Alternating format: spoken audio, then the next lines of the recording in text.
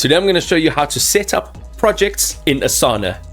Creating and managing projects really in Asana is really quick and really easy. So on the left hand side, we're going to click on create. We're going to go to project. So we're going to create a project, and this will be represented as a workflow. Now there's a few different ways that we can do this. You can click on a blank project. This will literally give you nothing and you'll have to build everything yourself. Now, if you are experienced in doing this, you will not be watching this video. Of course, you'll know how to do it. So my advice is to go and use one of their pre-created workflows, one of these over here. So let's just say, for example, we're going to go into productivity and we're going to have a look for something over here. Now, any one of these you'll be able to use. You can go ahead and click on one. Now you can see on the left hand side, it'll say use template. Go ahead and click on use template. Now, before we do that, I just want to go back over here.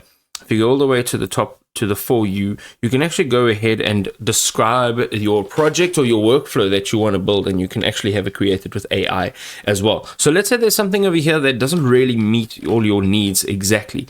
You can go ahead and you can create one with AI. But for example, now we're just going to go and use this, let's say this cross-functional project plan, and you're going to click on use template. Now you can give it a new name. That's great. You can change your workspace, and then you can click on create project. Now you've created a project, right? And there's a few different things that you can do to make sure that it's your own thing. Now you can see up over here we have different kind of views. Okay, this will give you an overview of the project. This is almost like a dashboard kind of vibe. You can also have a look at a list, so you can see what's going on here, and then there are some additional columns which you can also add columns to.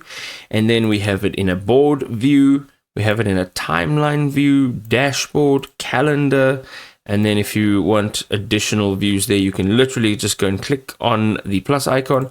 Like for example, we want a Gantt view, and let's go ahead.